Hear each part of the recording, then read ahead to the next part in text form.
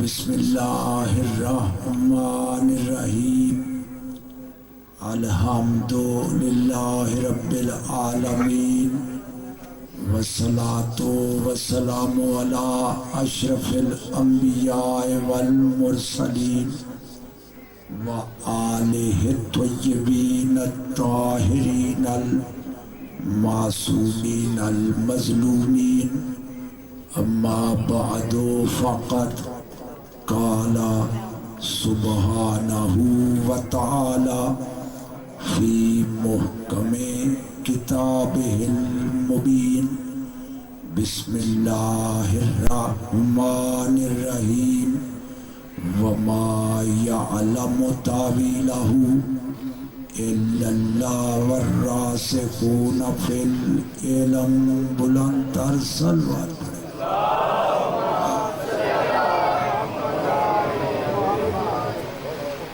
عزیزان محترم، آج کے اس متبرک اجتماع کے لیے میں نے سرنامہ کلام میں سورہ مبارکہ آل عمران کی ایک آیت تلاوت کرنے کا شرف حاصل کیا ہے۔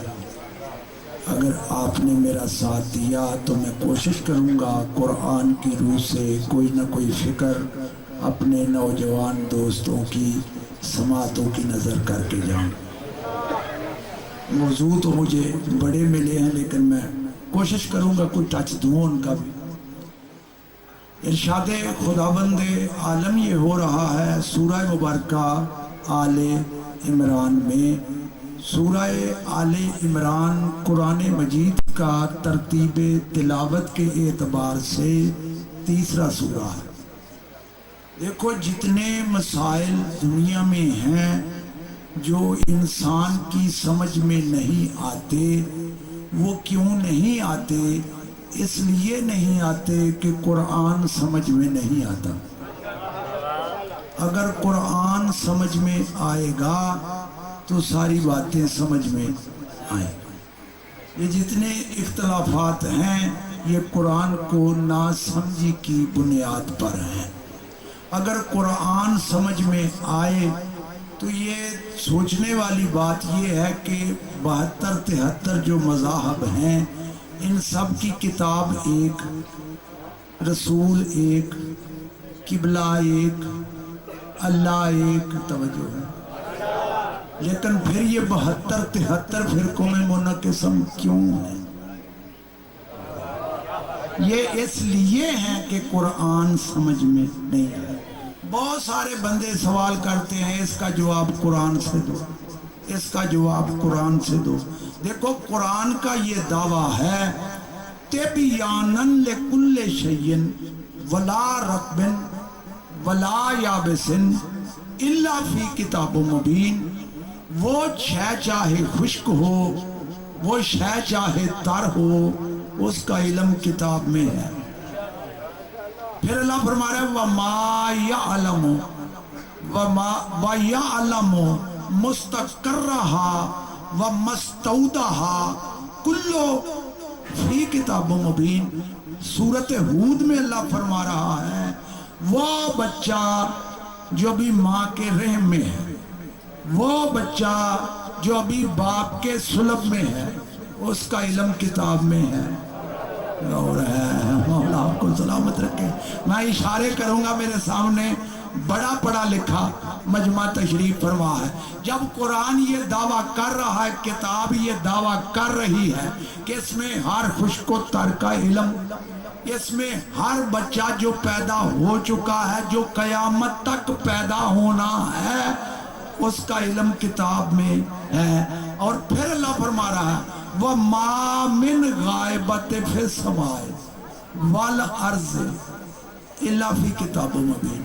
وہ شے جو آسمان کے پردوں میں غائب ہے، وہ شے جو زمین کے پردوں میں غائب ہے، اس کا علم کتاب میں ہے۔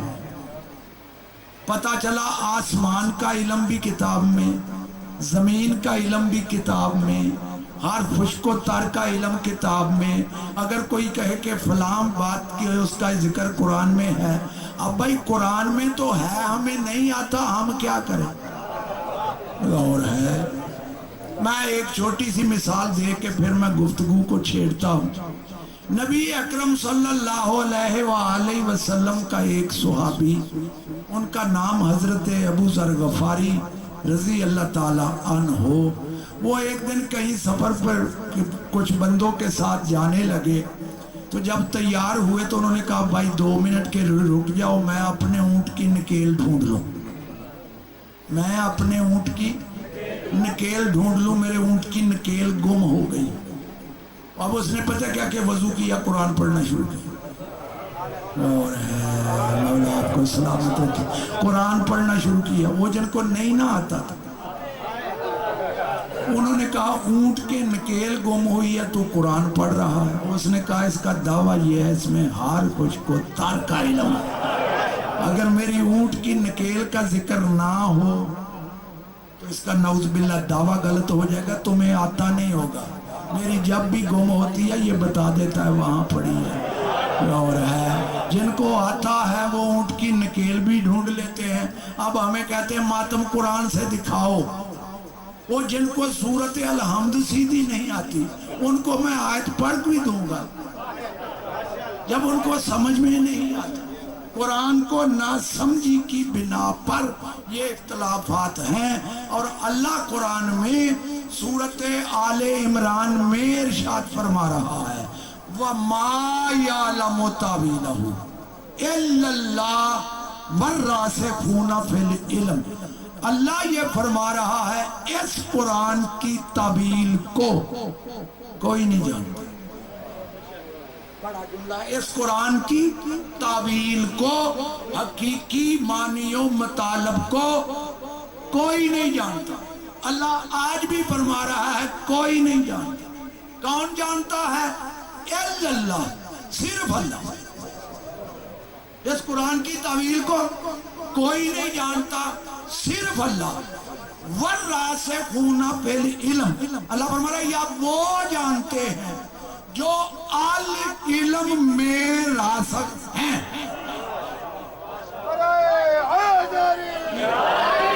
وہ جانتے ہیں جو علم میں راسخ ہیں. اللہ نے نام نہیں لیا، نشانی بتلائی. کون جانتا ہے قرآن کو؟ یا اللہ جانتا ہے یا وہ ہستیاں جانتی ہیں جو علم میں ہیں. علم میں ہیں. دیکھو میں آیت کو سیاق و سباق کے حوالے سے پیش کرتا ہوں تاکہ نوجوان دوست اس کے ترجمے کو صحیح طریقے سے سمجھ سکیں. اللہ نے یہ ارشاد فرمایا، آیت یہاں سے شروع ہو رہی ہے. اللہ فرما رہا ہے هو والذی انزل علیک الکتاب منہ آیات محکمات ہن ام الکتاب وَأُخَرُ مُتَشَابِهَاتٌ فَأَمَّا الَّذِينَ فِي قُلُوبِهِمْ زَيْغٌ يَتَّبِعُونَ مَا تَشَابَهَ مِنْهُ ابْتِغَاءَ الْفِتْنَةِ وَابْتِغَاءَ تَأْوِيلِهِ وَمَا يَعْلَمُ تَأْوِيلَهُ إِلَّا اللَّهُ وَالرَّاسِخُونَ فِي الْعِلْمِ. اب اللہ فرما رہا ہے میرے محبوب ہو والذی، اللہ وہ ہے. ہو والذی کے معنی کیا ہیں؟ اللہ وہ ہے. اللہ اس ذات کو کہتے ہیں جس نے اپنے عبد پر کتاب کو نازل کیا. اللہ وہ ہے جس نے کتاب کو اپنے عبد پر نازل کیا. اور اللہ فرما رہا ہے منہ آیات محکمات. اللہ فرما رہا ہے اس کتاب کی کچھ آیتیں محکم ہیں، واضح ہیں، جن میں کوئی ابہام نہیں ہے، بالکل واضح ہیں. اور اللہ فرما رہا ہے ہن ام الکتاب، وہ جو محکم آیتیں ہیں وہ اس کتاب کی اصل ہے، اس کی ہے اور ہے اس کی بنیاد ہے. کون سی آیتیں؟ محکم آیتیں. اور آخر میں آگے اللہ فرما رہا ہے وَأُخَرُ مُتَشَابِهَاتٌ، اور اس قرآن کی کچھ آیتیں متشابہ ہیں. اس قرآن کی کچھ آیتیں متشابہ ہیں. اب آگے اللہ فرما رہا ہے فَأَمَّا الَّذِينَ فِي قلوبہم زیغن فیتبعون ما تشابہ. اللہ فرما رہا ہے جن لوگوں کے دلوں میں کجی ہے، ٹیڑھا پن ہے، نفاق کا مرض ہے، وہ متشابہ آیتوں کے پیچھے پڑے رہتے ہیں. جملہ بڑا ہے اگر میں سمجھا سکا. جن لوگوں کے دلوں میں کجی ہے، کجی کے معنی ٹیڑھا پن. دیکھو میں نے ترجمہ کیا کہ جن لوگوں کے دلوں میں نفاق کا مرض ہے وہ متشابہ آیتوں کے پیچھے پڑے رہتے ہیں. یہ ترجمہ میں نے کیوں کیا؟ معاف کرنا، اس قرآن کو ہندو نہیں پڑھتے، مسلمان پڑھتے ہیں. اس کی تفسیریں مسلمان لکھتے ہیں. اللہ فرماتا ہے جن لوگوں کے دلوں میں ٹیڑھا پن ہے وہ متشابہ آیتوں کے پیچھے پڑے رہتے ہیں. کیوں؟ من ابتغاء الفتنۃ وابتغاء تاویلہ. وہ متشابہ آیتوں کے پیچھے اس لیے پڑے ہیں کہ وہ ان متشابہ آیتوں کی اپنی مرضی سے تعویل کریں تاکہ معاشرے میں فساد برپا ہو. بڑا جملہ تھا، میں سمجھا نہیں سکا. میں کوشش کروں گا اگر یہ جملہ سمجھا سکا میری محنت پوری ہو جائے گی. آج یہ جو فسادات ہیں یہ کیوں ہیں؟ میں نے کہا 72 قرآن کے ماننے والے، 73 فرقے قرآن کے ماننے والے، پھر تضاد کیوں ہے؟ میری گفتگو سارے مسلمان بھائیوں کے لیے ہوتی ہے. میں دعوت فکر کے اعتبار سے پڑھتا ہوں، تنقید کے اعتبار سے نہیں. مجھے کوئی کچھ کہے میں وہ پڑھتا ہوں، میں ذمہ داری سے پڑھتا ہوں. اللہ قرآن میں کیا فرما رہا ہے؟ جن لوگوں کے دلوں میں نفاق کا مرض ہے وہ متشابہ آیتوں کے پیچھے پڑے رہتے ہیں. متشابہ آیتیں پتہ کنے کہتے ہیں؟ متشابہ آیتیں وہ ہیں جن کے کئی معنی نکلیں لیکن پتہ نہ چلے کہ حقیقی کون سا ہے. انہیں کہتے ہیں متشابہ آیتیں. گول مول جن کے صحیح معنی کا پتہ نہ چلے. یہ بھی معنی ہو سکتا ہے، یہ بھی ہو سکتا ہے، یہ بھی ہو سکتا ہے. ان کو کہتے ہیں متشابہ آیتیں. اللہ فرما رہا ہے جن لوگوں کے دلوں میں نفاق کا مرض ہے وہ متشابہ آیتوں کے پیچھے پڑے رہتے ہیں تاکہ ان کا اپنی مرضی کے مطابق تعویل کرے، اپنی مرضی کا مطلب نکالے. کیوں؟ اس لیے کہ معاشرے میں فساد پیدا ہو، معاشرے میں فساد برپا ہو، فتنہ برپا ہو. قبلہ اس آیت نے مجھے بتلایا کہ سارے مولوی اچھے نہیں. یہ میرا بڑا جملہ تھا، اگر سمجھ میں آ جاتا ہے. اس آیت نے بتلایا بڑے بڑے ہیں نا، یہ سارے مولوی اچھے نہیں. کیوں؟ جو اپنی مرضی سے قرآن کی تعویل کرے، سمجھ لینا اس کے دل میں نفاق کا مرض ہے. آگے اللہ فرما رہا وَمَا يَعْلَمُ تَأْوِيلَهُ إِلَّا اللَّهُ وَالرَّاسِخُونَ فِي الْعِلْمِ. اس قرآن کی، اس کتاب کی تعویل کو کوئی نہیں جانتا. اس قرآن کی تعویل کو کوئی نہیں جانتا. کون جانتا ہے؟ الا اللہ، صرف اللہ. والراسخون فی العلم، یا وہ جانتے ہیں جو العلم میں راسخ ہیں. بڑا جملہ، جو العلم میں راسخ ہیں. ان میں علم نہیں، وہ علم میں ہے. ان بندوں میں علم نہیں، وہ قرآن کو اسی طرح سمجھتے ہیں جس طرح اللہ نے نازل کیا ہے. وہ متشابہ کو بھی سمجھتے ہیں، وہ محکم کو بھی سمجھتے ہیں، وہ مقطعات کو بھی سمجھتے ہیں. ان کے لیے سارا قرآن محکم ہے. کن کے لیے؟ جو راسخون فی العلم ہے. اب کوئی دعویٰ کرے کہ میں راسخون فی العلم ہوں. جب قرآن کہہ رہا ہے کہ کچھ ہستیاں جانتی ہیں تو وہ ہیں کون؟ بتاؤ تو صحیح، کسی ایک کا نام بتاؤ. بتاتے ہوئے شرم کیوں آتی ہے؟ یہ جن کی اللہ نشاندہی کر رہا اور اللہ فرما رہا ہے وہ کسی مدرسے میں نہیں پڑھے، وہ کسی مدرسے میں نہیں پڑھے، ان بندوں کے وجودوں کا نام علم ہے، وہ آل علم،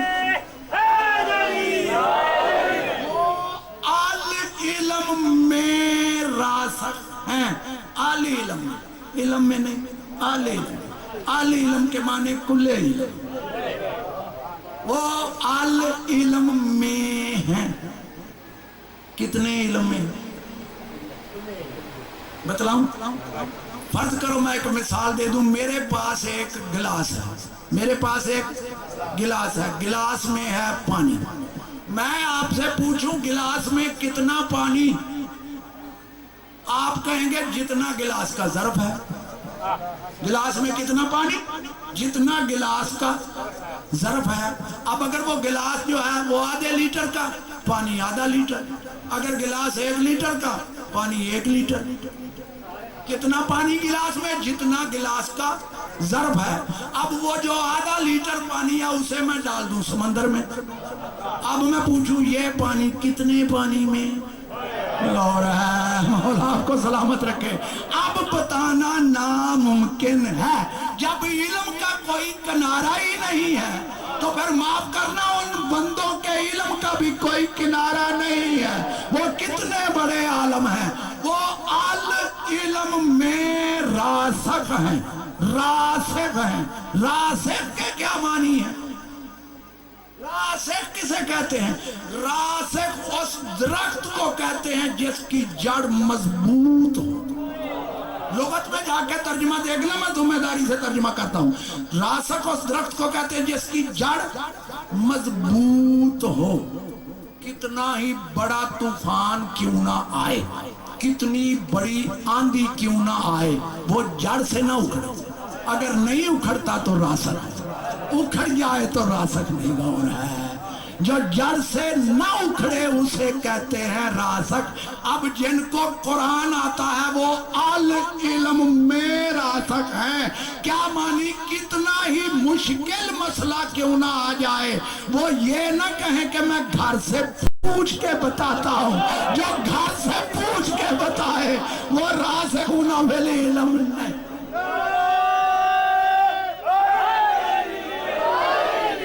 اب جملہ سمجھ میں آیا؟ اللہ فرما رہا ہے ان کے وجودوں کا نام علم ہے، وہ آل علم میں ہیں، ان میں علم نہیں، وہ علم میں، ان میں علم نہیں، وہ علم میں ہیں۔ جب وہ علم میں ہیں تو پتہ چلا علم ان کا ظرف ہے، وہ علم کے ظرف ہیں۔ جملہ بڑا ہے، خدا کرے میں سمجھا سکوں۔ اب کوئی ایک لے کر آ جس کا وجود علم ہو، کوئی ایک لے کر آؤ، میں ماننے کے لیے تیار ہوں جس کے وجود کا نام علم ہو۔ ان میں علم نہیں، وہ علم میں، ان کے وجودوں کا نام علم۔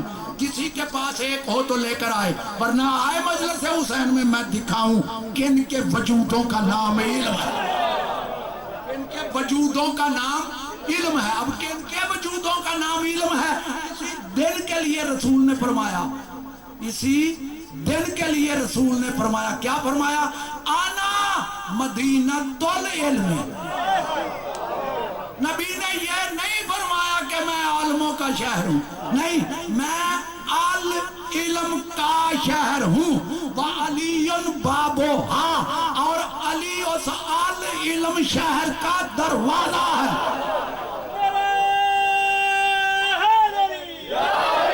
علی اس آل علم شہر کا دروازہ ہے۔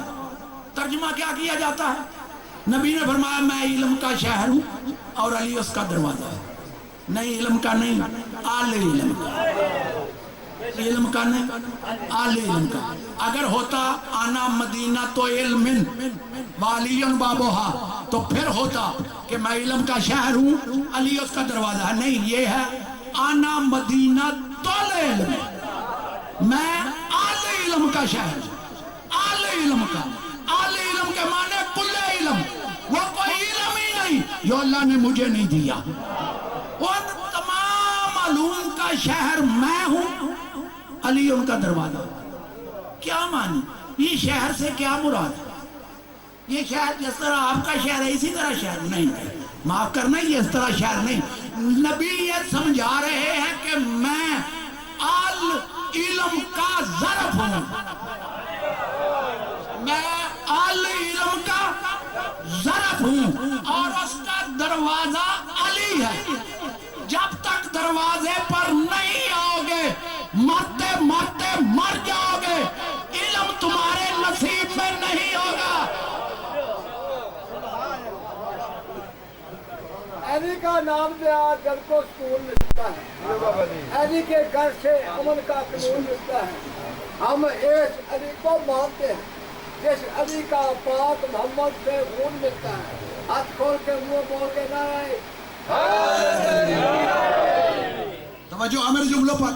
نبی فرما رہا ہے میں علم کا ضرب ہوں اور علی اس علم کا دروازہ ہے. حدیث یہاں نہیں رکی، حدیث آگے چلی. نبی نے فرمایا من اراد العلم فلیات الباب، تم میں جو علم کا چاہنے والا ہے وہ دروازے پر آئے. تم میں جو علم کا چاہنے والا ہے وہ دروازے پر آئے. جب تک دروازے پر نہیں آئے گا مرتا مرتا مر جائے. بے علمہ مرے گا پی ایچ ڈی بھی کر لے، کیوں؟ علم کے دروازے پہ تو گئے ہی نہیں.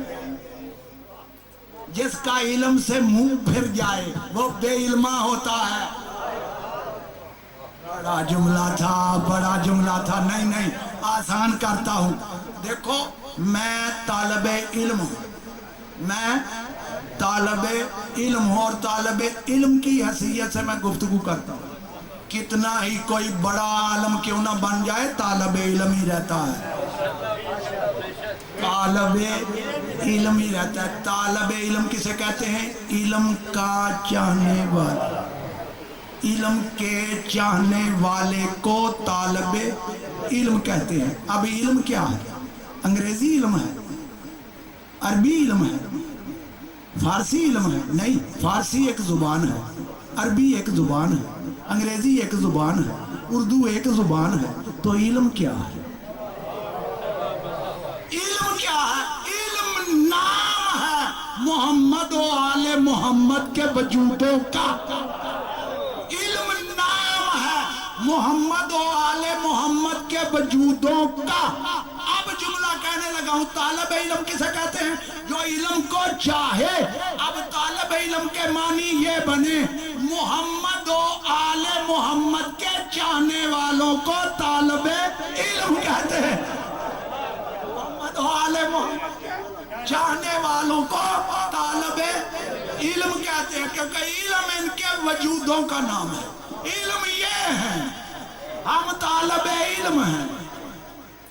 میں ذمہ داری سے پڑھ رہا ہوں، میں نے قول معصوم پڑھا ہے. اگر کسی کو دیکھنا ہو تو جا کے کتاب دیکھے بصائر الدرجات، بصائر الدرجات، اس میں قول معصوم میں نے پڑھا. امام نے فرمایا علم ہم ہیں، ہمارے چاہنے والوں کو طالب علم کہتے ہیں. علم نام ہے محمد و آل محمد کے وجودوں کا. ٹھیک. اب اگر یہاں تک میرے ساتھ آ گئے تو ایک بزرگ کا ایک شعر میرے ذہن میں آ رہا ہے، کہو تو پڑھو. اس نے پتہ کیا لکھا؟ اس نے لکھا علم و باج یہ کرے فقیری کافر مرے دیوانہ ہوں. بڑا جملہ تھا. علم و باج یہ کرے فقیری کافر مرے دیوانہ ہوں. علم کو چھوڑ کے فقیری بھی کرے گا نہیں ہوگی. علم نام ہے میرے مولا علی کا. علی کو چھوڑ کے تو فقیری نہیں ہوتی. تو مومن کیسے بن جائے گا؟ اور ہے مولا آپ کو سلامت رکھے.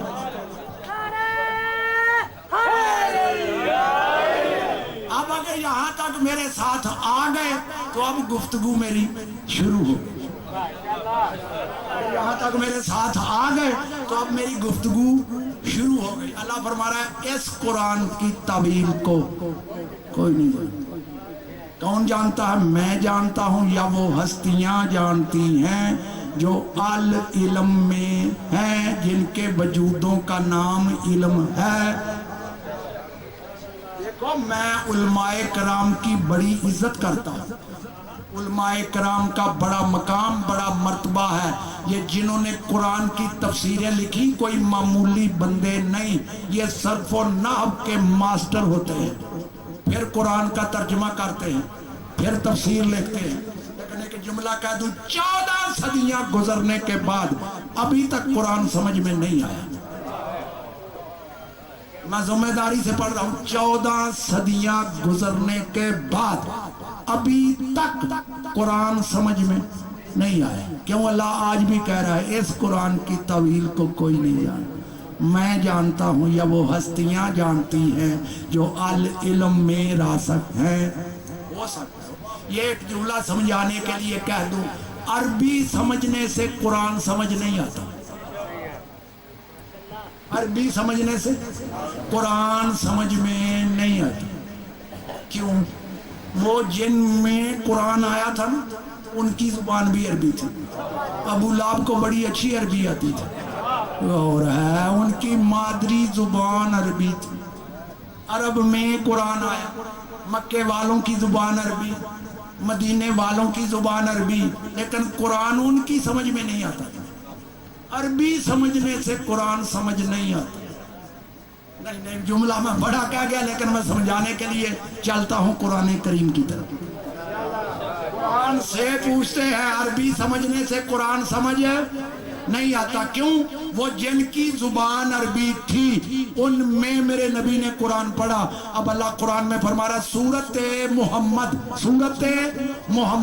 47واں سورہ قرآن مجید کا، اللہ یہ ارشاد فرما رہا ہے، وَمِنْهُمْ مَنْ يَسْتَمِعُ إِلَيْكَ حَتَّى إِذَا خَرَجُوا مِنْ عِنْدِكَ قَالُوا لِلَّذِينَ أُوتُوا الْعِلْمَ مَاذَا قَالَ آنِفًا۔ اللہ فرما رہا ہے میرے محبوب، یہ آپ کے درباری، بار والے نہیں، آپ کے درباری آپ کی بات کان لگا کر سنتے ہیں۔ میرے محبوب یہ آپ کے درباری، یہ آپ کے پاس بیٹھنے والے آپ کی بات کان لگا کر سنتے ہیں۔ عربی میں ایک ہوتا ہے یسمع سننا، ایک ہوتا ہے یستمع دل جمی سے سننا، دل جمی سے سننا، توجہ سے سننا۔ اے میرے محبوب یہ آپ کی بات توجہ سے سنتے ہیں، کان لگا کے سنتے ہیں۔ اور آگے اللہ فرما رہا ہے اذا برزوا من عندک، لیکن جب تیرے دربار سے اٹھ کے باہر نکلتے، تیرے دربار سے، کسی مولوی کے نہیں، تیرے دربار سے اٹھ کے جب باہر نکلتے ہیں، قالو کہتے ہیں للذین، ان لوگوں سے، اوتوا العلم، جن کو اللہ نے علم عطا کیا ہے، وہ کسی مدرسے میں نہیں پڑھے، ان کو اللہ نے علم عطا کیا ہے، ان سے پوچھتے ہیں ماذا قال آنفا، ابھی رسول کیا کہہ رہے تھے، ابھی رسول کیا کہہ رہے تھے، سنا بھی کان لگا کے، پھر سمجھ میں نہ آیا، باہر نکل کے ان سے پوچھتے ہیں جن کو اللہ نے علم عطا کیا ہے، ابھی رسول کیا کہہ رہے تھے، ابھی رسول کیا کہہ رہے تھے۔ معاف کرنا جملہ کہوں، اتنا تو مان کہ رسول کے پاس بیٹھے، کان لگا کے سنا، پھر رسول کی بات سمجھ میں نہ آئی، تبھی تو باہر نکل کے ان سے پوچھتے ہیں جن کو اللہ نے علم دیا ہے کہ ابھی رسول کیا کہہ رہے تھے۔ تو جو پاس بیٹھ کے رسول کی بات نہ سمجھ سکے، وہ بعد میں دین کے ہاتھی کیسے بن سکتے؟ بڑا جملہ تھا، وہ بعد میں دین کے ہاتھی کیسے بن سکتے ہیں جن کو خود سمجھ نہیں آئی، وہ تجھے کیا سمجھائے؟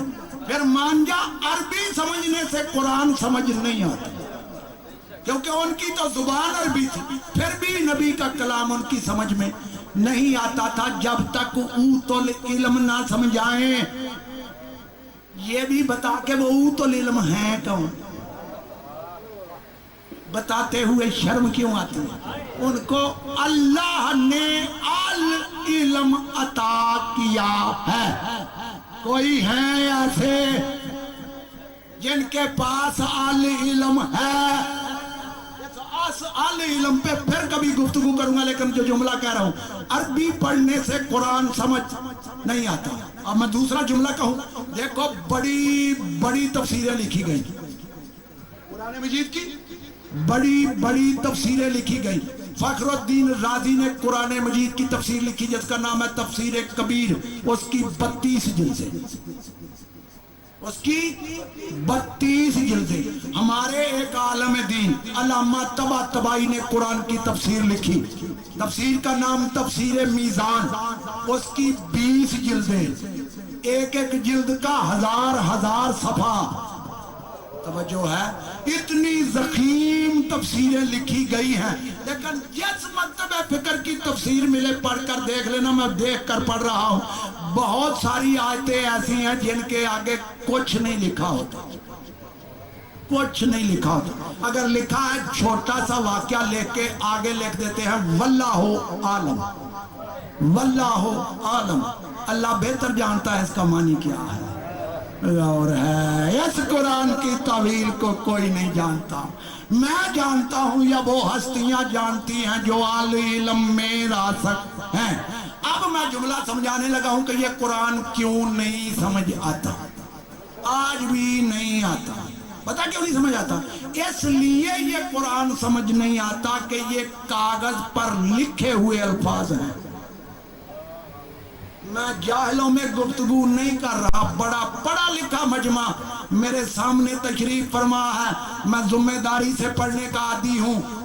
میں نے کیا عرض کیا کہ یہ قرآن سمجھ میں کیوں نہیں آتا؟ اس لیے کاغذ پر لکھے ہوئے الفاظ ہیں، اس لیے سمجھ نہیں آتا. اس کے صحیح معنی کا پتہ نہیں چلتا، نہیں سمجھا سکا، آسان کرتا ہوں. دیکھو ہماری جو زبان ہے وہ کون سی زبان ہے؟ اردو زبان. ہماری زبان اردو زبان.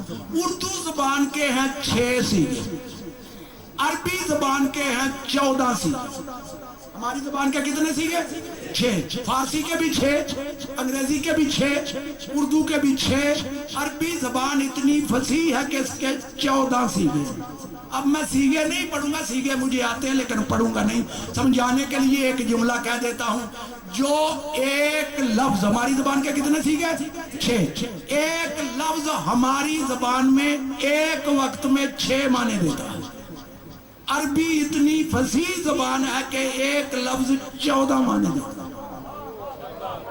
ہماری زبان کا ایک لفظ ایک وقت میں 6 معنی دیتا ہے، عربی کا 14 معنی دیتا ہے.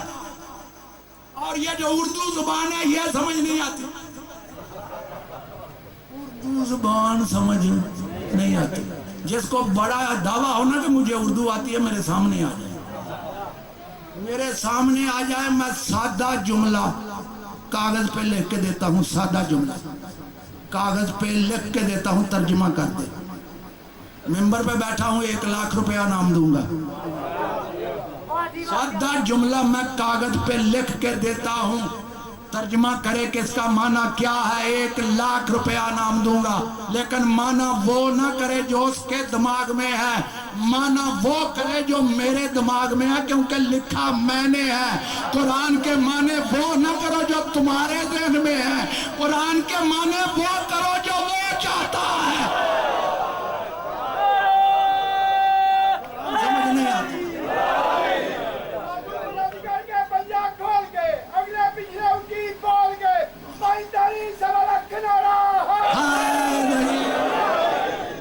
جو ہے میرے جملوں پر ہو سکتا میرا کوئی نوجوان دوست سوچ رہا ہو کہ عابد علی نے اتنا بڑا دعویٰ کر دیا کہ اردو کا سادہ جملہ سمجھ نہیں آتا. اب میں اردو کا جملہ لکھ دیتا ہوں کاغذ. پی ایچ ڈی بندہ جس نے ادب میں ماسٹر کیا ہو میرے سامنے بٹھاؤ، ترجمہ کر دے. نہیں کر سکتا جب تک میں نہ بتاؤں، نہیں کر سکتا. نہیں، میں سادہ جملہ بول دیتا ہوں. وہ سادہ جملہ کیا ہے؟ سادہ جملہ یہ ہے، آپ لاہور جائیں گے.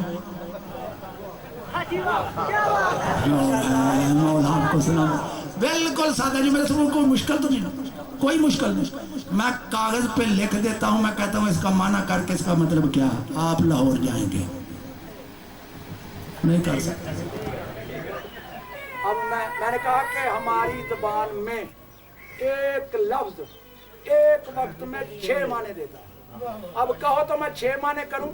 اس کے 6 معنی करूं? मैंने क्यों इतना बड़ा दावा किया कि नहीं कर सकता जब तक मैं न बताऊं, क्योंकि लिखा मैंने है, लिखा मैंने है। मुझे पता है कि मैंने किन मानों में लिखा है। कुरान कागज पर लिखे हुए अल्फाज हैं, समझ कब आएंगे? अब सही माना कब हो सकता है? जब बोलने वाले का पता हो। नहीं समझा सका? आसान कर। मैंने क्या जुमला कहा? आप लाहौर जाएंगे, सादा जुमला है। अब मैं इसको समझाने लगा, आप लाहौर जाएंगे। मैंने उंगली का इशारा किया, इसमें इशारा पाया गया, ठीक। अब मैं फिर इसको बोलने लगा, आप लाहौर जाएंगे। अब ये सवालिया हो गया। अब मैं फिर बोलने लगा, जुमला वही है, आप लाहौर जाएंगे। हो गया। कितने माने हो गए? 3। कितने माने हो गए? 3। जुमला वही है। अब मैं इसको फिर बोलने लगा, आप लाहौर जाएंगे। जब मैंने आप पर जोर दिया तो तय्यन ज़ात हो गया। आप में से किसी ने नहीं जाना, इसी ने जाना। ये तय्यन ज़ात हो गया। कितने माने हो गए? 4। अब मैं कहूँ आप लाहौर जाएंगे। जब मैंने लाहौर पर जोर दिया तो उसका मतलब है इस्लामाबाद नहीं जाना, सिर्फ लाहौर जाना। ये तय्यन मकाम हो गया। कितने माने हो गए? माने बदल रहे हैं मेरे बोलने से। जुमला वही है, आप लाहौर जाएंगे, आप लाहौर जाएंगे, आप लाहौर जाएंगे, आप लाहौर जाएंगे। फिर मैं फिर बोलने लगा, 5 माने हो गए। अब मैं 6ठा माना करने लगा, आप लाहौर जाएंगे। आपको सलामत रखे। बड़ा पढ़ा लिखा मजमा मेरे सामने तशरीफ फरमाया। अब जो मैंने जुमला बोला ये ना हुक्मिया है, ना सवालिया है, ना तय्यन ज़ात है, ना तय्यन मकाम है। इस जुमले में थोड़ी सी हकारत पाई जाती है। आप कराची जाएंगे, आप लाहौर जाएंगे। कितने माने हो गए? ये कागज पे मैं लिख दूं कि माना कर, वो कहेगा सवालिया, मैं कहूँगा हुक्मिया है। वो कहेगा हुक्मिया, मैं कहूँगा तय्यन ज़ात है। वो कहे तय्यन ज़ात, मैं कहूँ तय्यन मकाम है। वो अगर 5 माने कर भी दे, मैं कहूँ इन 5 में एक भी नहीं। मैंने तो हकारत का जुमला लिखा है। कब सही माना होगा? जब बोलने वाले के लहजे का पता हो। कब सही माना होगा? जब बोलने वाले के लहजे का पता हो। कुरान है अल्लाह का कलाम, बस कुरान की तावील को कोई नहीं जानता। मैं जानता हूँ या वो हस्तियाँ जानती है जो आली इल्म में रासख है। कब सही माना होगा? जब बोलने वाले के लहजे का पता हो। अब जिसका कलाम है वो तो बोलता ही नहीं।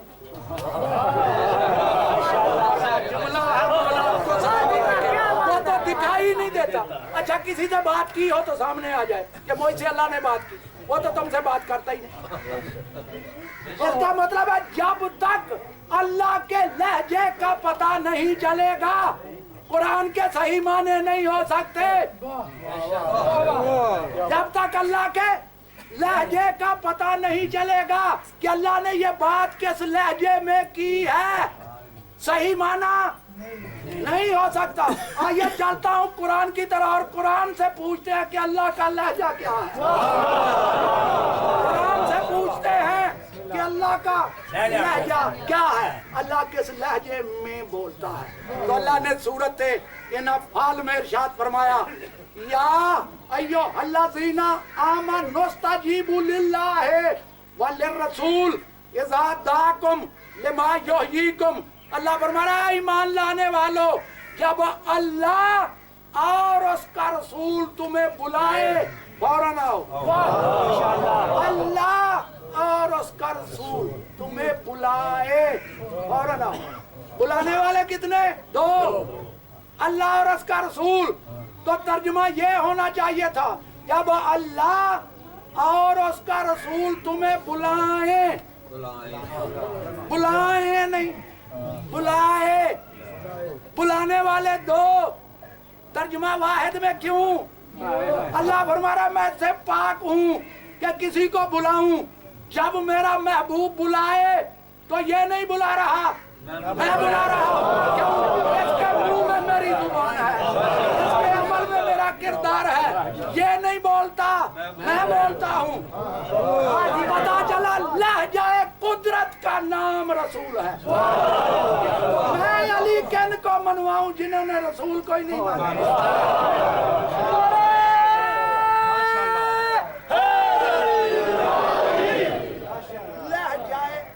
قدرت کا نام رسول ہے. کس طرح؟ اللہ جب بھی تم سے بات کرتا ہے تو رسول کے ذریعے. حکم آیا نماز پڑھو، حکم اللہ کا، لہجہ میرے نبی کا. حکم آیا روزہ رکھو، حکم اللہ کا، لہجہ میرے نبی کا. حکم آیا حج کرو، حکم اللہ کا، لہجہ میرے نبی کا. نہیں ہو والذی بعث فی الامیین رسولا منہم یتلو علیہم آیاتہ ویعلمہم الکتاب والحکمہ. اللہ وہ ہے جس نے مکے میں رسول کو مبعوث کیا جو ان پر میری آیتوں کی تلاوت کرتا ہے. ان پر میری آیتوں کی تلاوت کرتا ہے. آیتیں اللہ کی پڑھے گا رسول، آیتیں اللہ کی پڑھے گا رسول. اللہ جب بھی تم سے بات کرتا، اب ایک تو ہے رسول، اب ایسے اور ڈھونڈ، اب ایسے اور ڈھونڈ جن کا بولنا اللہ کا بولنا ہو، جن کے لہجے میں اللہ بولتا ہو. بڑا جملہ تھا، بڑا جملہ تھا، میں نہیں سمجھا سکا. دیکھو چلتا ہوں میں پھر قرآن کی طرف. اللہ قرآن میں یہ ارشاد فرما رہا ہے، بسم اللہ الرحمن الرحیم، سبحان الذی اسرا بعبدہ لیلا من المسجد الحرام الی المسجد الاقصی الذی بارکنا حولہ لنریہ من آیاتنا. بے عیب ہے اللہ کی ذات جو اپنے محبوب کو راتوں رات خود لے گئی. اسے سیر کرانی تھی مسجد الحرام سے لے کر دور کی مسجد تک جس کے گرد برکتیں ہی برکتیں ہیں. لے کر کیوں گئے؟ اس لیے لے کر گئے لے تاکہ نریہ ہم اس کو دکھائیں من آیاتنا، اپنی آیتوں میں سے ایک آیت، اپنی نشانیوں میں سے ایک نشانی. اکے تو نہیں بیٹھے میرے محترم سننے والے؟ قرآن تر صلوات پڑھے محمد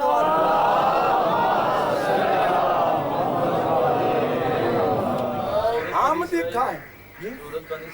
جی سورت بنی اسرائیل کی پہلی آیت، سورت بنی اسرائیل کی پہلی آیت. یہ یاد رکھیں نبی اکرم صلی اللہ علیہ وآلہ وسلم بنص قرآن نمازیں لینے نہیں گئے تھے، آیت کو دیکھنے گئے تھے. کیونکہ اللہ فرمایا ہم اس لیے لے گئے لے تاکہ نریہ ہم اس کو دکھائیں من آیاتنا، اپنی آیتوں میں سے. پتا چلا نبی آیت کو دیکھنے گیا. اب میں آیت پہ گفتگو کروں 2 گھنٹے چاہیے، لیکن مجھے سمجھانا ہے، جو جملہ سمجھانا ہے اس کی طرف آ رہا ہوں. میرا نبی چلا معراج کی شب چلا، معراج بھی مجھے نہیں پڑھنا. پہلے آسمان پہ آدم علیہ السلام سے ملاقات کی، دوسرے آسمان پر حضرت یوسف علیہ السلام سے ملاقات کی، تیسرے آسمان پر لکھا جناب یحییٰ اور حضرت عیسیٰ علیہ السلام سے ملاقات کی. حالانکہ حضرت عیسیٰ علیہ السلام چرخ چہارم پر تھے، لیکن کچھ پروٹوکول ہوتا ہے. جب بڑا آتا ہے اوپر کا آدمی نیچے آ کر استقبال کرتا ہے. 5ویں پر جناب ہارون سے ملاقات کی، 6 پر جناب موسیٰ علیہ السلام سے ملاقات کی، 7ویں پر دیکھا کہ حضرت ابراہیم علیہ السلام بیت المعمور کی ٹیک لگائے ہوئے بیٹھے. اب منزل سدرہ آئی، جبریل آگے بڑھ کے کہتے ہیں یا رسول اللہ تھوڑا سا بھی آگے بڑھا تو پر جل جائیں گے. تھوڑا سا بھی آگے بڑھا لکھا انگلی کے پور کے برابر. علامہ اقبال نے بھی لکھ دیا اگر یکسر منہ برتر پرم بھروگے تجلی بسودت پرم. اے رسول اگر میں تھوڑا سا بھی آگے بڑھا تو میرے پر جل جائیں گے. سوال یہ پیدا ہوتا ہے جلنا کیسا؟ نوری ہے، نور کے ساتھ ہے، نوری ماحول ہے، پھر جلنا کیسا؟ نوری ہے، نور کے ساتھ ہے، نوری ماحول ہے، پھر جلنا کیسا؟ نبیوں کے سردار نے پوچھا تھا جبریل آگے کیوں نہیں بڑھتا؟ اس نے کہا یا رسول اللہ میری حد آ گئی. شرافت اسی میں ہے کہ حد میں رہا جائے.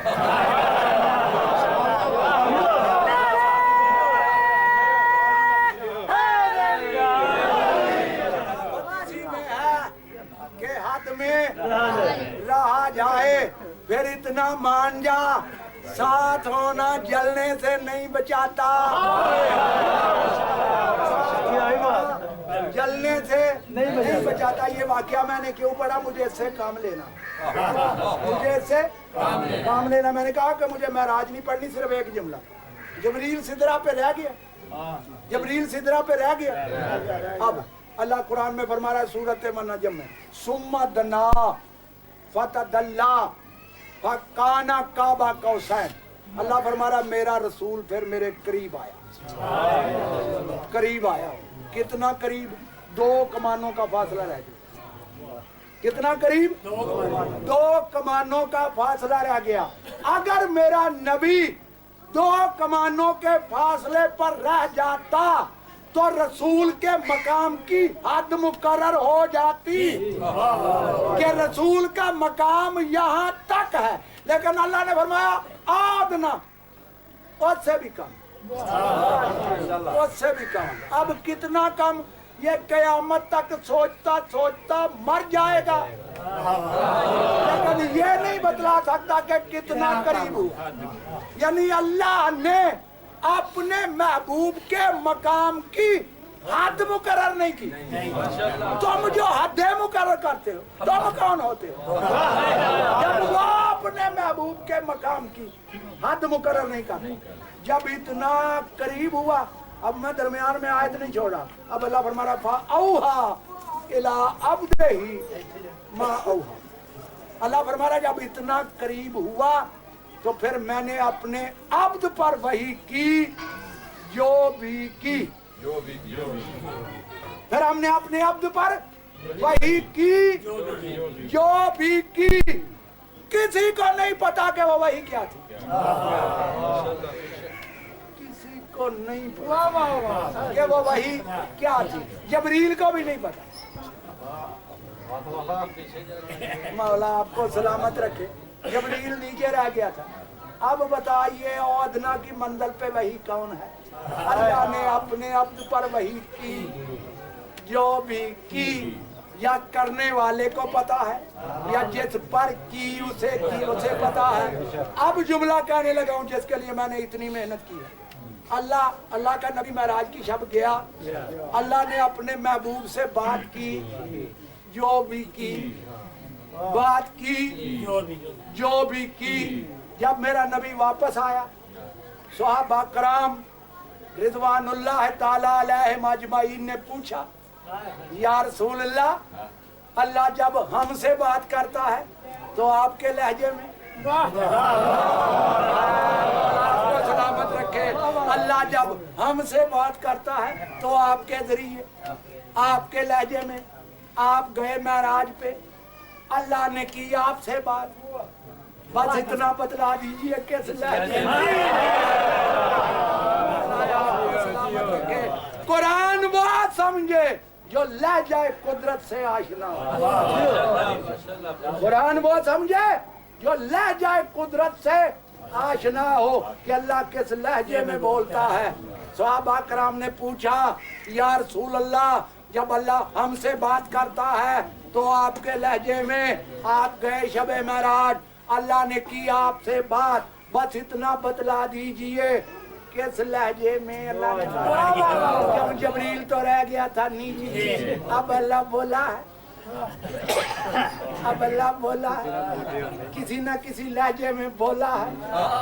کون سے لہجے میں بولا؟ مجھے اس ممبر کی قسم اگر برادران اسلام نے نہ لکھا ہو میں پھانسی کے لائق. صحابہ کرام نے جب پوچھا تو رسول نے فرمایا خاطبنی بلسان علی ابن ابی طالب.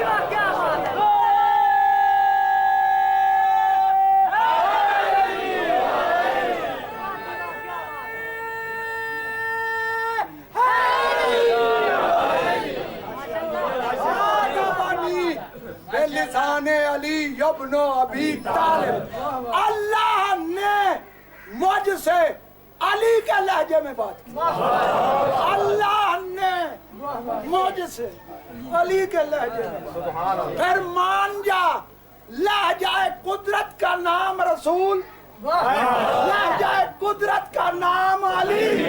اللہ جب بھی بولتا ہے یا محمد کے لہجے میں بولتا ہے یا علی۔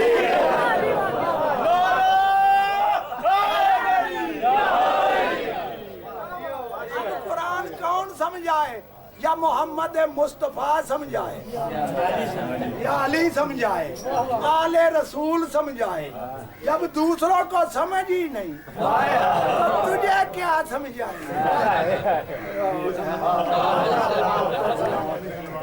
جب تک ان کے دروازے پہ نہیں آؤ گے مرتے مرتے مر جاؤ گے، قرآن سمجھ میں نہیں آئے گا۔ اختلافات ختم کرنے ہیں تو آل رسول کے دروازے پہ آ جائے۔ اور نبی نے بھی جاتی مرتبہ قرآن کو ان کے ساتھ کیا تھا، ان کے ساتھ نہیں۔ بڑا جملہ ہے، ان کے ساتھ وہ دے سکتا ہے جو قرآن جیسا ہو، ساتھ وہ دے سکتا ہے جو اس جیسا ہو۔ پھر بڑا جملہ میں کہہ دیا، پھر بڑا جملہ کہہ دے۔ میرے نبی نے فرمایا القرآن ما علی و علی ما القرآن، قرآن علی کے ساتھ، علی قرآن کے ساتھ۔ کیا مان؟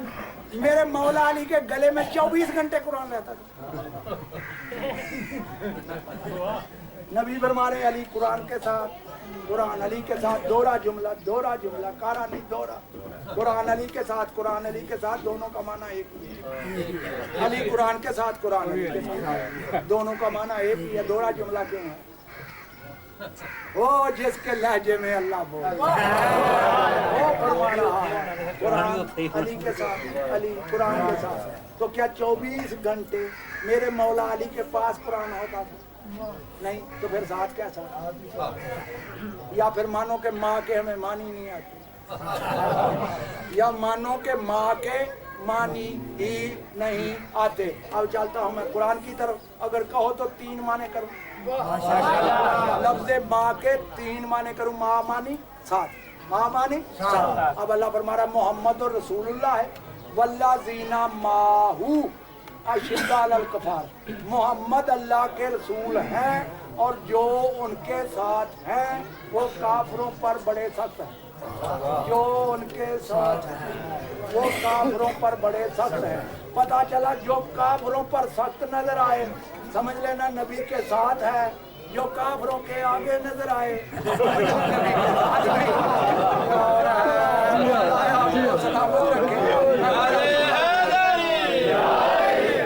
ماں کے معنی کی یہ فرما بردار، جو نبی کا حکم ماں مانی فرما بردار۔ اب اللہ قرآن میں فرما رہا ہے وَهُوَ مَعَكُمْ أَيْنَمَا كُنْتُمْ، تم جہاں کہیں ہو اللہ تمہارے ساتھ، تم جہاں کہیں ہو اللہ تمہارے ساتھ ہے۔ تم تو آتے جاتے ہو تو اللہ بھی آتا جاتا ہے، جو آئے جائے وہ اللہ نہیں۔ اللہ کی پاور پوری کائنات پر محیط ہے۔ یہاں ماں مانے محیط، ماں مانے فرما بردار۔ کتنے معنی ہوئے؟ 2۔ ابھی چلتا ہوں میں پھر قرآن کی طرف، تھکے تو نہیں بیٹھے؟ یاد رب العزت اور سورۃ المومنون میں اللہ فرما رہا ہے مَتَّخَذَ اللَّهُ مِن وَلَدٍ، اللہ فرما رہا ہے میری کوئی اولاد نہیں، میرا کوئی بیٹا نہیں، میری کوئی اولاد نہیں۔ یا اللہ تیری اولاد کیوں نہیں؟ اللہ نے فرمایا میں نے شادی نہیں کی۔ اور ہے یا اللہ تیری کیوں نہیں اولاد؟ اللہ نے فرمایا میں نے شادی نہیں کی۔ یا اللہ تو نے شادی کیوں نہیں کی؟ تو اللہ نے فرمایا ما کانا معہ من الہ، میں نے اس لیے شادی نہیں کی کہ میرے جیسا کوئی دوسرا اللہ نہیں ہے۔ جملہ ہے وما کانا معہ من الہ، کیوں میرے جیسا کوئی دوسرا الہ نہیں ہے۔ ماں مانے جیسا، اب سمجھ، قرآن علی جیسا، علی قرآن جیسا۔ بڑا جملہ کہہ گیا القرآن و ما علی والی مال قرآن، ما مانی جیسا، ما مانی مثل، پھر مان قرآن علی کی جیسا، علی قرآن جیسا، کیوں دوسرا ہو ہی نہیں سکتا، دوسرا ہو ہی نہیں سکتا، کیوں قرآن ہونے ہی نہیں دیتا، قرآن ہونے نہیں دیتا، کیوں قرآن یہ کہہ رہا ہے انہو لقرآن کریم فی کتاب مکنون لا یمسہ الا المطہرون، اللہ فرما رہا ہے یہ عزت والا قرآن ایک پوشیدہ کتاب میں ہے، لا یمسہ الا المطہرون، اسے نہیں چھو سکتے مگر باوضو،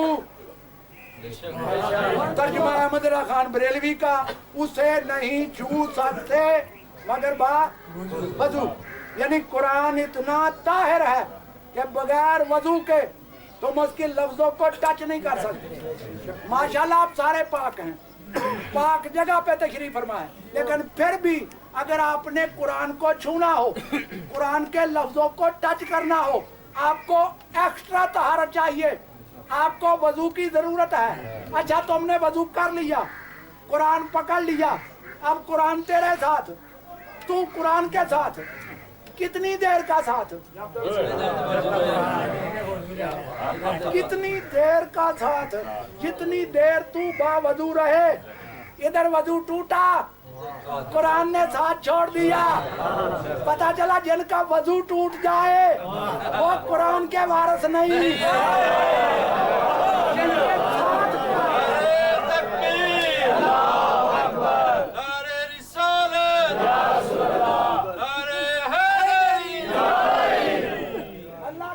کیا فرما رہا قرآن علی جیسا، علی قرآن جیسا، توجہ ہمارے جملہ پر دو جملے اور طالب دعا زندگی رہی تو پھر کبھی صحیح، اگر میں اس پہ گفتگو کروں مجھے گھنٹے چاہیے، قرآن علی جیسا، علی قرآن جیسا، قرآن علی کی مثل، علی قرآن کی مثل، جیسے قرآن طاہر ویسے علی طاہر، اگر طاہر نہ ہوتا تو ساتھ نہ ہوتا، تیرا جد وقتی ساتھ ہے، علی کا ہمیشہ کا ساتھ ہے۔ اب میں جملہ کہنے لگا ہوں، اب جملہ کہنے لگا ہوں، دیکھو میں یہاں آیا، ایک بندہ مجھے کہنے لگا کہ آپ قرآن کا فیصلہ مانیں، آپ مسلمان ہیں، آپ قرآن کا فیصلہ مانیں، میں نے کہا بھائی میں قرآن کا فیصلہ نہیں مانوں گا، میں جمہوریت کا قائل ہوں، میں تورات زبور انجیل کا فیصلہ مانوں گا،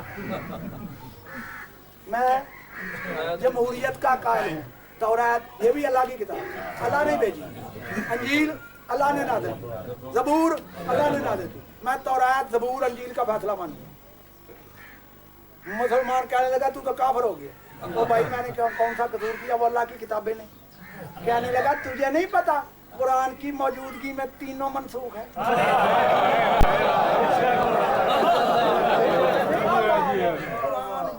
اللہ کی موجودگی، تو ادنا کمان رہا،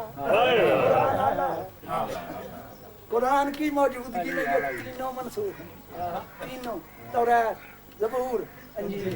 میں نے کہا پھر کہ تو میری مان لے، قرآن علی کے ساتھ ہے، علی قرآن کے ساتھ ہے، میں قرآن کی موجودگی میں ان تینوں کو مانوں تو میں تیری نظر میں کافر ہوں، تو میرا علی موجود ہے، علی کی موجودگی میں کسی اور کو کیوں صبح کے ساتھ دل بولا علی مولا علی مولا علی مولا۔ آخری جملہ سنو، آخری جملہ، اللہ نے مجھ سے علی کے لہجے میں بات کی، اللہ نے مجھ سے علی کے لہجے میں بات کی۔ اب جو میں عبارت پڑھ رہا ہوں یہ عبارت ہے مولانا عبید اللہ بسم العمر سری کی کتاب ارجاء المطالب کی۔ تو جب رسول نے فرمایا نا کہ اللہ نے مجھ سے علی کے لہجے میں بات کی، تو میں نے اللہ سے پوچھا یا اللہ تو مجھ سے باتیں کر رہا ہے کہ علی؟ تو مجھ سے باتیں کر رہا ہے کہ علی؟ تو اللہ کی آواز آئی ہے میرے محبوب یاد رکھ میں کسی جیسا نہیں، میں کسی کے مثل نہیں، اطلاع تو سرائے قلب کا اے میرے محبوب میں نے تیرے دل میں دیکھا، اے میرے محبوب میں نے تیرے دل میں دیکھا تو صرف علی کی محبت کو پایا، میں نے تیرے دل میں دیکھا تو صرف علی کی محبت کو پایا، اس لیے علی کے لہجے میں تو اس سے بات کی تاکہ تیرے دل کو تسلی ہو، کیونکہ علی تیرا محبوب ہے، محبوب سے باتیں کرتا بندہ تھکتا نہیں، ماں کے ساتھ دل بولا میں نے تیرے دل میں علی کی محبت کو پایا۔ جملہ بڑا تھا، سمجھا نہیں سکا، آخری جملہ ہے میں نے تیرے دل میں دیکھا۔ کون دیکھ رہا ہے؟ وہ جو علی بذات صدور ہے، بے شک بے شک، وہ جو لطیف خبیر ہے۔ لطیف خبیر کا کیا معنی ہے؟ باریک بھی، جو باریک سے باریک چیز کو دیکھے اسے لطیف خبیر کہتے ہیں۔ کسی نے میرے امام سے پوچھا مولا لطیف خبیر کے کیا معنی ہیں؟ امام نے فرمایا جو سمندر کی تہ میں چھوٹی چھوٹی مچھلیوں کو رزق فراہم کرے، لطیف خبیر کہتے ہیں۔ وہ فرما رہا میں نے تیرے دل میں دیکھا، دل میں دیکھا صرف علی کی محبت، تیرے دل میں دیکھا صرف علی کی محبت، محبوب اس کا محبت علی سے، محبوب اس کا محبت علی سے، پھر مان جا ہر وہ بندہ اللہ کا محبوب بن جائے گا جو علی سے محبت کرے، جس کی محبت ایمان ہے اس سے اتنی دشمنی، اس سے اتنی دشمنی اتنی کسی سے ہوئی جتنی علی کی اولاد سے دشمنی۔ دشمنی ایک حد تک ہوتی ہے، دشمنی ایک حد تک ہوتی ہے۔ اب کسی کا کوئی قتل کر لے دشمنی ختم ہو جاتی ہے۔ مجھے اس ممبر کی قسم دشمنی ختم نہیں ہوئی، دشمنی نہیں تھی، حسد تھا، بغض تھا جو پھر ظلم کرنے پر مجبور کرتا۔ اتنی دشمنی تھی میرے مولا علی علیہ السلام سے، میرے مولا حسین علیہ السلام نے خطبے دیے، متعدد خطبے دیے میدان کربلا میں۔ آخری خطبے میں یہ فرمایا دیکھو میرے سر پہ دستار کس کی ہے؟ انہوں نے کہا تیرے نانا محمد کی۔ دیکھو میری کمر کے گرد چادر کس کی ہے؟ انہوں نے کہا تیری اماں فاطمہ کی۔ دیکھو میرے پاؤں میں نالین کس کے ہیں؟ انہوں نے کہا تیرے بھائی حسن کے۔ دیکھو میرے کاندھے پہ ڈھال کس کی ہے؟ کہا جعفر طیار کی۔ دیکھو میرے ہاتھ میں ذوالفقار کس کی ہے؟ کہا تیرے بابا حیدر کرار کی۔ امام فرماتے پھر میرا قتل کس طرح حلال سمجھتے ہو؟ میں نے کسی کا کوئی بندہ مارا ہے جو سکا ساج مجھ سے چاہتے ہو، یا میں نے دین کا کوئی قانون بدلا ہے جس تو مجھے قتل کرنا چاہتے ہو؟ آگے سے جو جواب آیا وہ یہی جواب آیا ہے کہ یہ تیرے باپ کا بغض ہے جس کا بدلہ ہم تو اس سے لے رہے ہیں۔ پھر اس طریقے سے بدلہ لیا گیا جیسے کسی سے لیا نہیں گیا۔ میرا چوتھا امام یہ کہہ کے ساری زندگی خون کے آنسو روتا رہا، جھگڑا تھا تو مردوں سے تھا، یہ میری پھوپھیوں کا کیا قصور، جھگڑا تھا تو مردوں سے تھا، یہ میری 4 سال کی بہن کا کیا قصور جس کے منہ پہ تماچے مارے گئے۔ ایک ہی جملہ تاریخ کا سنو اور مجھے اجازت دے دو۔ دیکھو آل رسول کا لٹا ہوا قافلہ جب سارے شہید ہو گئے تو بیویاں رہ گئی تھی۔ کتنی بیویاں؟ میں کبھی تعداد نہیں پڑھتا، لیکن جو مقتل میں نے پڑھی، مقتل دربندی میں اس نے لکھا 64 مستور تھی، 64 مستور۔ وہ 53 اونٹوں پہ تھی، وہ 64 اونٹوں پہ تھی۔ اتنا بڑا قافلہ کوفے جب چلا ہے تو کوفے گیا ہے۔ کتنی بیویاں؟ 64، بچے علیحدہ تھے۔ اتنا بڑا قافلہ چلا، لیکن مجھے اس ممبر کی قسم جب شام قافلہ پہنچا کل 12 فرد رہ گئے، کل 12 فرد۔ بے شک گھر جا کے ایک ایک کر کے گننا، 2 مرد 10 بیوی۔ کربلا سے چلی تھی کتنی تھی؟ 64۔ شام پہنچی کتنی رہ گئی؟ 10۔ کبھی عالم تنہائی میں سوچا کہ یہ باقی بیویاں گئیں تو گئیں کہاں؟ کیا ساری وفات پا گئی تھی؟ نہیں. خدا گری کے رحمت کرے مبلغ اعظم مولوی محمد اسماعیل کا جملہ پڑھنے لگا ہوں. وہ کہتے ہیں میں نے تاریخ کی ورق گردانی کی کہ آخر اتنی بیویاں گئیں تو گئیں کہاں؟ کہتا جب آل رسول کا لٹا ہوا قافلہ کوفے کے بازار میں آیا 53 اونٹوں پہ بیویاں سوار تھی. ٹھیک. اس نے کہا کہ 600 کوفے کا جوان آیا. 600 ہاتھوں میں تلواریں پکڑی, دیواروں سے ٹکرے مار کے رونے لگے. وہ جوان جو تھے نا دیواروں سے ٹکرے مار کے رونے لگے. عمر ابن سعد نے پوچھا روتے کیوں ہو, یہ تلواریں کیوں پکڑی ہیں, ٹکرے کیوں مارتے ہو؟ انہوں نے پتہ کیا کہا؟ انہوں نے کہا عمر ابن سعد جن بیبیوں کو تو قید کر کے لے کے آیا ہے یہ ساری خاندان اللہ کی بیبیاں نہیں. قبلہ جو میں نے پڑھنا تھا میں پڑھ گیا, پتہ نہیں کس کو سمجھ آیا کس کو نہیں آیا.